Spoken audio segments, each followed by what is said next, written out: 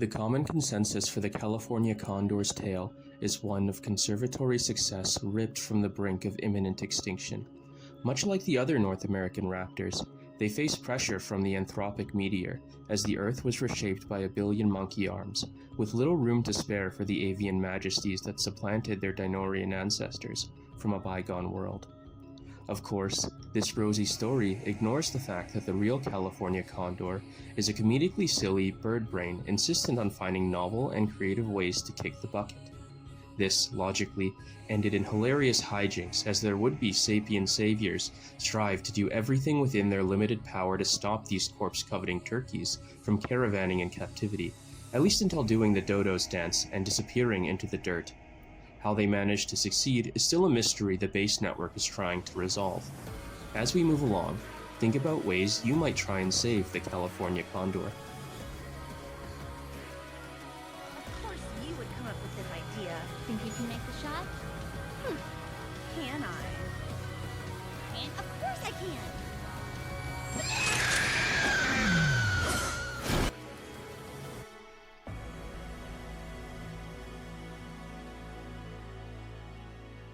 Now that the stage is set, let's crank up the information transmission efficiency and get to gabbing about Gymnogyps californianus. That's California condor for those of you who lack fluency in Virginese. Analysis. The California condor is a kind of cathardid vulture native to North America, and as a necrophage it would be a poor invitee for an open casket funeral. However, it would be an excellent addition to a sky burial. This trick was astutely picked up on by a vigilante disciple of Tibetan monks. Here, you can observe the condor taking flight. They reach a length of 1.2 meters and a wingspan of 2.7 meters. To place this into sapient perspective, upon spreading their wings, they are approximately as wide as 3 meter sticks, placed end to end in a line.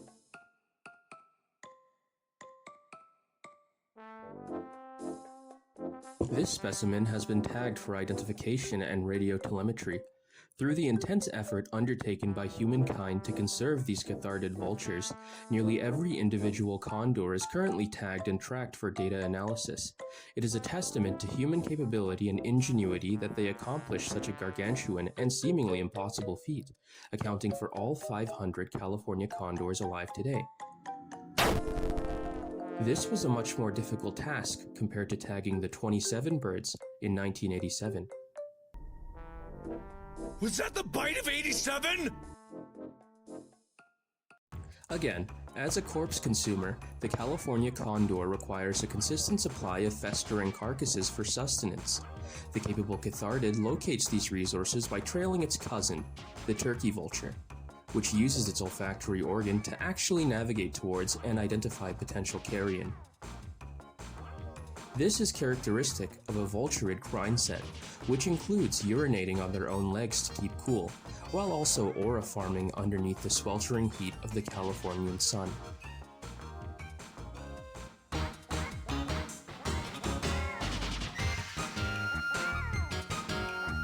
Back in the day, when North America was full of megafauna exuding Black Air Force energy, like the ground sloth or mammoth, these ancient crones were never far away from a cache of biomass to cash in on. In fact, there are paleontological fossils of Gymnogyps californianus to support this hypothesis.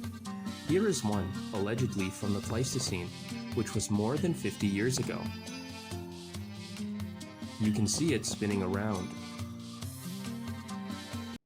The condors are currently starving to death.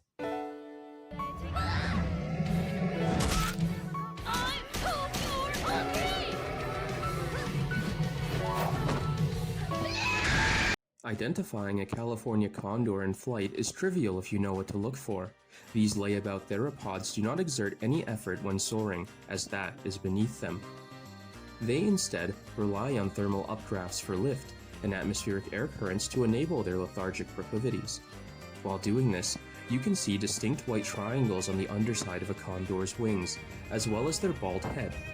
This allows them to rummage through intestines without risk of pathogenic infection. Condor?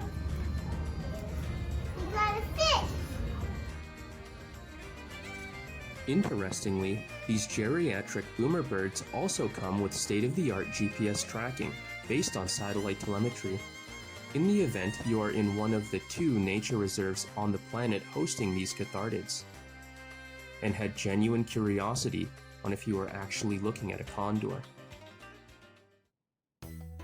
It is very easy to mortalize a California condor.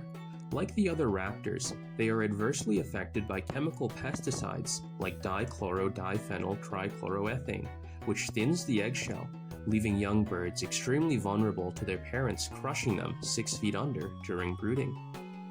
Historically, this had been blamed on the mothers for being bad at their job. The public didn't know at the time that fathers also partook in clutch brooding, so they were able to escape both scrutiny and responsibility.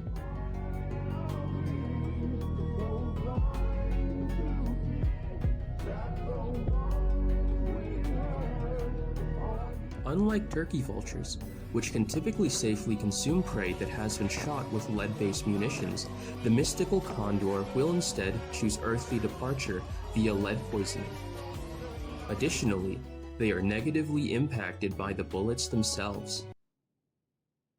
In 2003, a man was fined $20,000 USD for shooting one of the 200 cathartids alive at the time.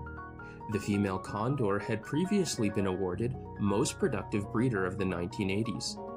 The assailant has gone on to state, "I sincerely wish I could take back what I've done." Sadly, divorce rates amongst Californians remain unideal. This is also true of the cathartid population, and intramarital conflict poses a genuine threat in rearing the next generation.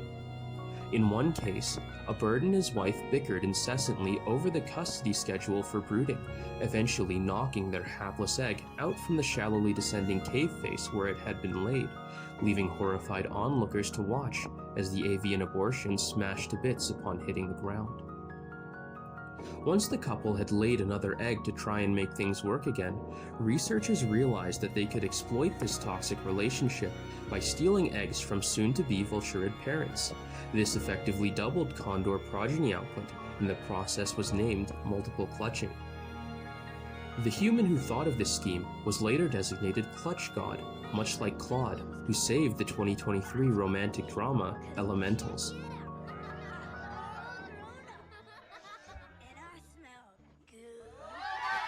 Since these excess hatchlings were essentially orphans, they were raised with puppets and proxies to simulate a natural upbringing. This does not actually prevent human habituation, and so condors still tend to die by colliding with power lines, or ingesting trash for reasons that remain enigmatically indiscernible, much like the voracious vultures themselves. And so, despite all of the recounted data, which suggests Gymnogyps californianus is a model failure of an organism, it remains an icon for the magical propensities of Mother Nature and the wonderful wilderness at large. Somehow, humankind has kept these birds aloft despite their clear intentionality to perish in the wild. If this ongoing fuel struggle captivates your biophilic sensitivities, there are ways you can help contribute to this cause. One easy way to help save the California condor is to buy copper ammunition for your hunter friends, which is lead-free. It would make a suitable Christmas gift, and you can ask how these bullets worked out for them and feign interest to ensure usage. You might even learn that hunters are essential to conservation during the process. Make sure you purchase the right caliber for their guns. Linked below is a randomly selected website where you can donate funds towards raptor conservation, which includes our lovable necrophage.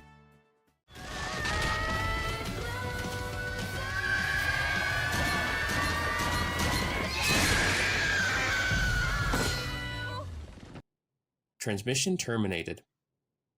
I hope you enjoyed this broadcast, and if you did, it would help me out a lot if you liked, commented, and subscribed, as that tells me you liked the video. Let me know what animal or topic you want me to cover next, how you feel about condors, California, or anything you'd wish to add to the conversation about California condors or conservation thereof, since I didn't cover a lot. Until next time, see you later, alligators.